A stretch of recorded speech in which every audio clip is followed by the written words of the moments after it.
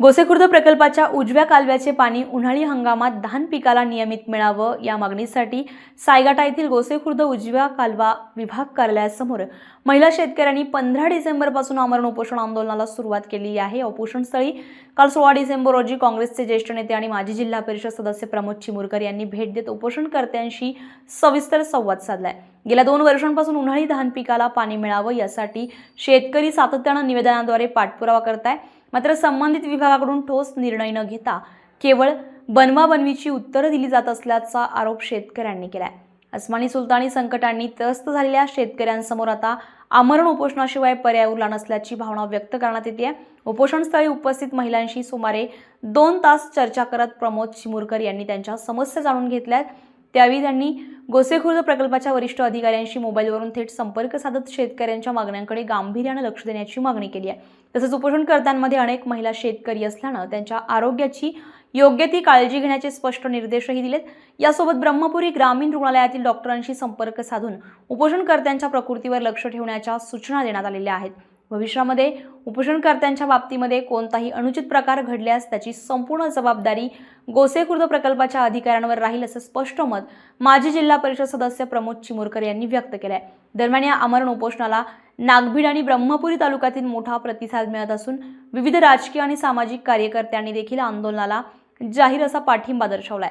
काळजी करू नका, मी तुमच्या सोबत आहे असा विश्वास देत प्रमोद चिमुरकर यांनी शेतकऱ्यांना न्याय मिळेपर्यंत लढा सुरूच राहील असं आश्वासन दिलेलं आहे।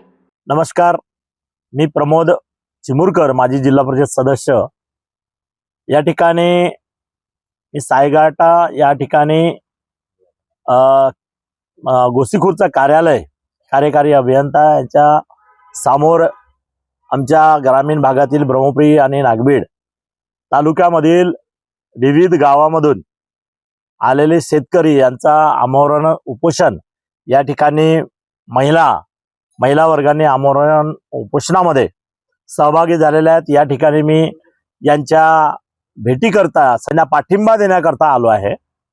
या ठिकाणी मोठ्या प्रमाणात महिला पुरुष वर्ग आपल्या मागण्या घेऊन आलेले आहेत आणि ह्या मागण्या आजच्या नाही तर मागील 2 वर्षापासून सतत उन्हाळी धान पीक आम्हाला मिळावं याकरिता या शेतकऱ्यांचा नेहमीचा टाहो आहे आणि आपण दोन्ही फसल आम्हाला मिळाल्या पाहिजे याकरता पावसाळ्यामध्ये गोसेखुर्द धरणामधून पाणी आम्हाला मिळतोय, परंतु उन्हाळी पीक आम्हाला घेता येत नाही कारण की आमचा भाग हा धानाचा आहे।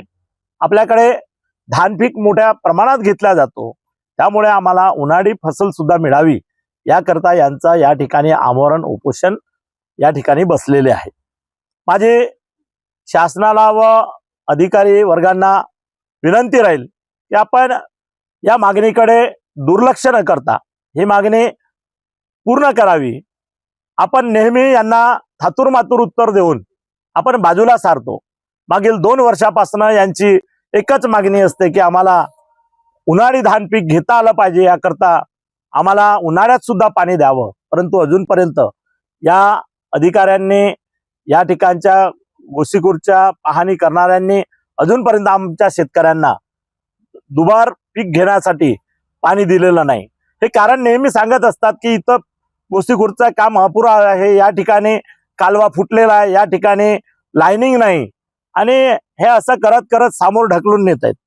एकंदरीत आपण पाहिलं तरी हा धरण 1984 पासून माननीय इंदिरा गांधी यांनी हा प्रकल्प आपल्या महाराष्ट्रात शेतकऱ्यांसाठी उभा व्हावा याच्यासाठी प्रयत्न केले आणि त्यानंतर माननीय राजीव गांधी यांच्या काळामध्ये याची खरी पायाभरणी झाली, इथून सुरुवात झाली आणि आज 30-40 वर्षाचा काळ लोटून सुद्धा हा आमच्या शेतकऱ्यांना परिपूर्ण पाणी अजूनपर्यंत मिळालेलं नाही।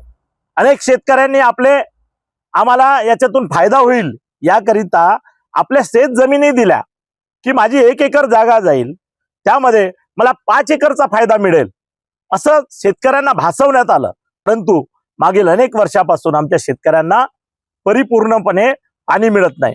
त्याचं कारण काय?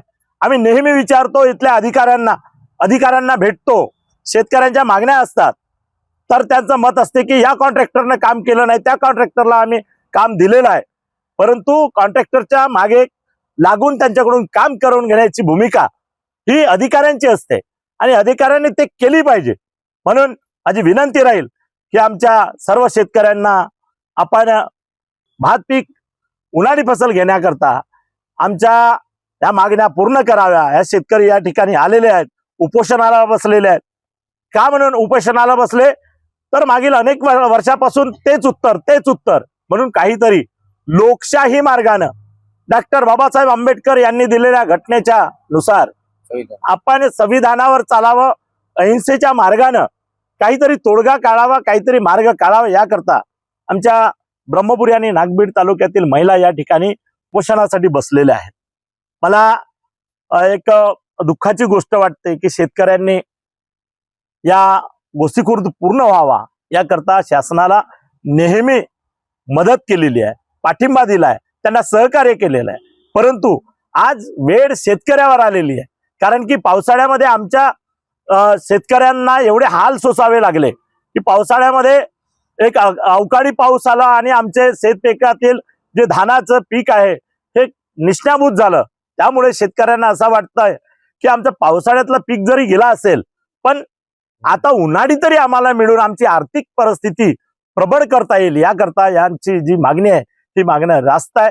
म्हणून माझी या शासनाकडे मागणी असेल की आमच्या त्या नागबीड आणि ब्रह्मपुरी तालुक्यातील सर्व आमच्या महिला भगिनी, आमचा पुरुष वर्ग आणि हे सर्व आमचा जो भाग आहे हा धान पीक घेणार आहे. आमच्याकडे दुसरं पीक होत नाही, त्यामुळे आमच्या धानाला जास्तीत जास्त पाणी लागतो. त्याच्यामुळे आणि इंदिरा सागर हा प्रकल्प उभा करत असताना माननीय इंदिरा गांधी यांच्या मनामध्ये जे एक स्वप्न होते की आपल्या बाजूला जो हा प्रकल्प करता येईल हा शेतकऱ्यांच्या कामाकरिता, शेतकऱ्यांच्या हिताकरिता आपण हा केलं पाहिजे. म्हणजे शेतकऱ्यांच्या भावना त्यांच्या काळामध्ये आमच्या माननीय इंदिरा गांधी, राजीव गांधी यांच्या मनात किती कळकळ होती हे आपल्याला आज समजू शकते. परंतु काही लोक अजून त्याचा एक राजकारण करून किंवा एक आपला फायदा करण्याच्या दृष्टीनं हा शेतकऱ्यांना पाणी न मिळता निव्वळच याच्यावर एवढे वर्ष होऊन सुद्धा निव्वळच कॉन्ट्रॅक्टरच काम करतायत, मात्र शेतकरी याच्यापासून अलिप्त आहेत. म्हणून माझी मागणी असेल की हा शेतकऱ्यांसाठी उभा केलेला इंदिरा सागर धरण आज त्याला गोसीखुर्द धरण म्हणून ओळखल्या जातो, तर हा खरंच शेतकऱ्यांच्या लाभाकरिता यावा अशी मी शासनाला विनंती करतो आणि यांना लवकरात लवकर शासनानं न्याय मिळवून द्यावा अशी विनंती करतो. त्यांनी स्वतः याच्यावर संघर्ष केला आहे. मागील आपण पाहिलंय की या ठिकाणी गराडीचा नाला होता, त्या ठिकाणी गराडी नाल्यावर फार मोठा म्हणजे फुटलेला होता नहर.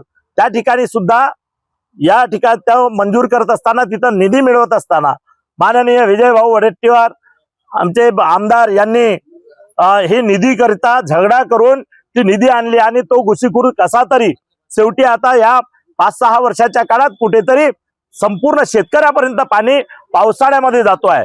हे खरे म्हणजे आज जे श्रेय देण्यात येत आहे आमच्या बाजूला ब्रह्मपुरी, नागबीड आणि सावली तालुक्यापर्यंत जो पाणी जात आहे तो एकमेव माणूस आहे, ते म्हणजे विजय भाऊ वडेट्टीवार साहेब. विनोद दोनारकर, स्टार महाराष्ट्र न्यूज, ब्रह्मपुरी.